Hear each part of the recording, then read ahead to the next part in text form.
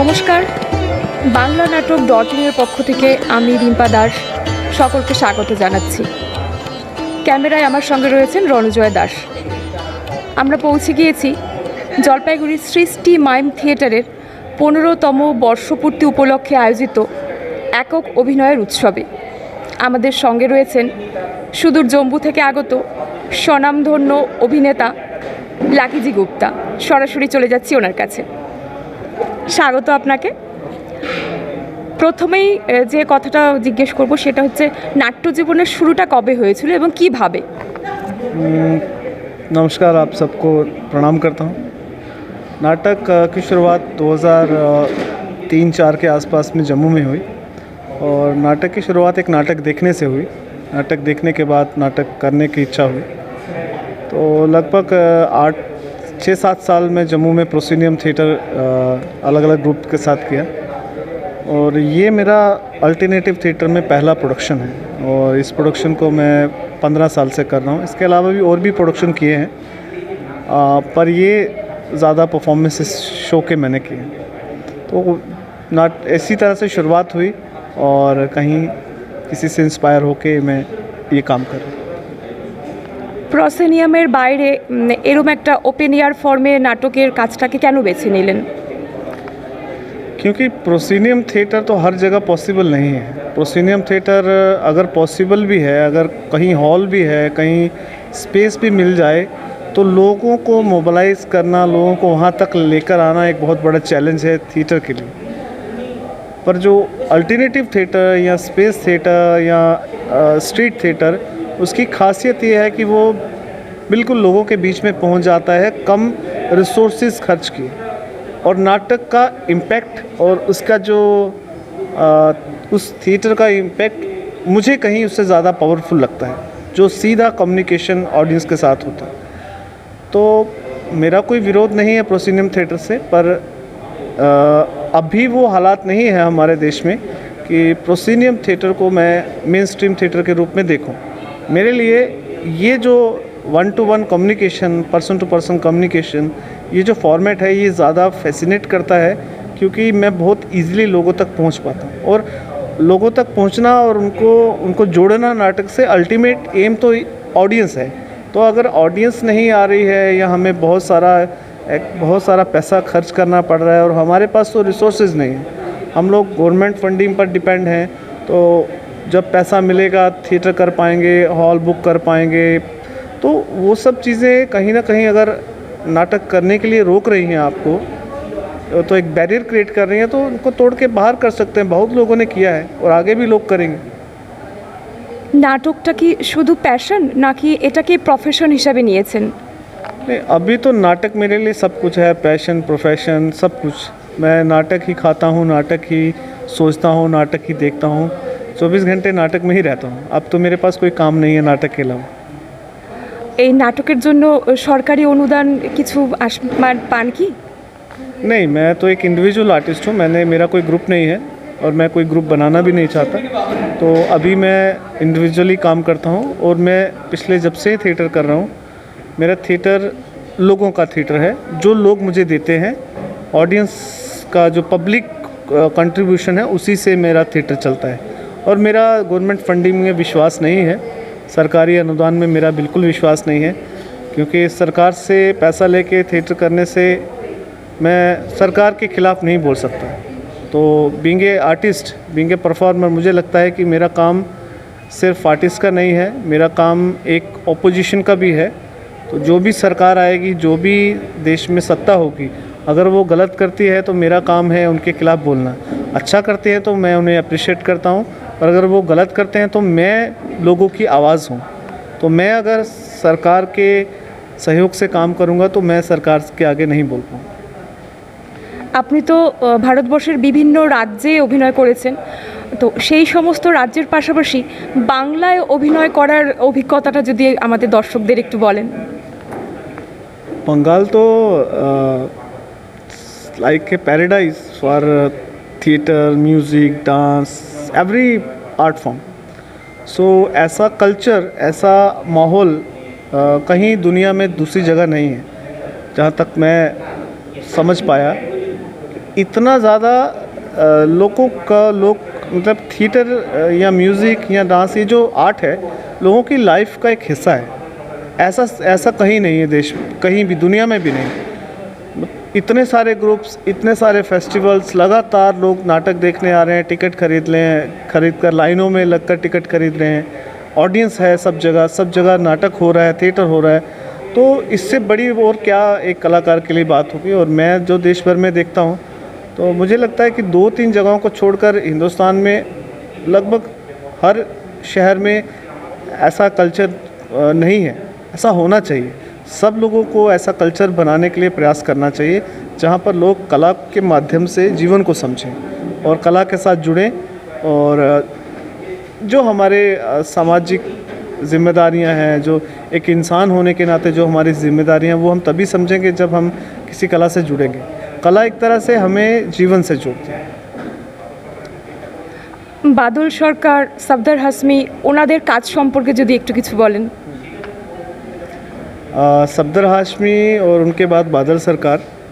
सफदर हाशमी बहुत छोटी उम्र में चले गए और अगर वो ऐसा हादसा नहीं हुआ होता तो स्ट्रीट थिएटर और ज़्यादा स्ट्रॉन्ग होता देश में।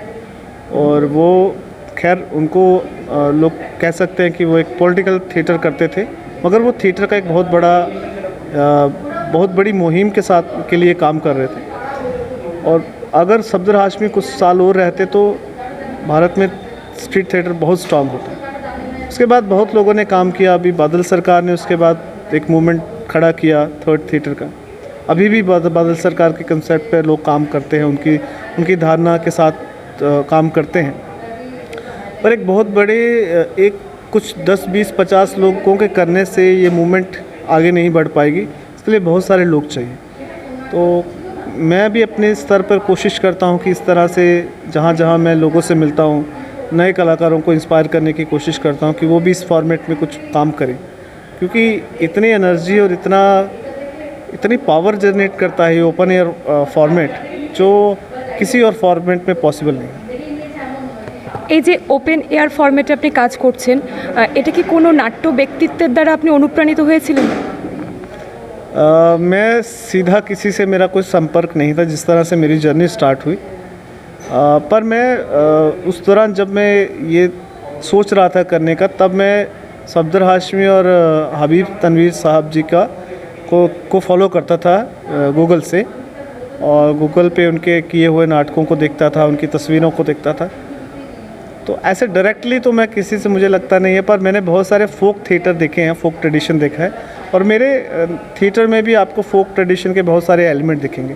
तो मैं कह सकता हूँ कि मेरा ये पूरा जर्नी फोक आर्टिस्ट, फोक ट्रेडिशन से इंस्पायर है। নাট্যকর্মীদের উদ্দেশ্যে কি বলতে চান? मैं ये किसी को कोई संदेश नहीं देना चाहता और ये कोई सलाह भी नहीं है। ये मैं अपने लिए बोलता हूँ कि एक कलाकार, एक अभिनेता, ख़ास तौर पे हमारे नाट्यशास्त्र में अभिनेता को देवताओं से भी ऊपर का स्थान दिया गया है। जो अभिनेता है, जो नट है, उसको देवता से भी एक पायदान ऊपर रखते हैं। उसका कारण यह है कि देवता लोगों को सिर्फ भोगने का अधिकार है, कर्म का अधिकार नहीं। और कर्म का अधिकार, और उससे भी बड़ी बात है कि जो अभिनेता है वो हंस सकता है, अभिनेता रो सकता है, देवता रो नहीं सकते, ऐसा लिखा गया नाट्यशास्त्र में। तो अभिनेता को नाट्यशास्त्र भी एक देवताओं से ऊंचा स्थान पर रखता है।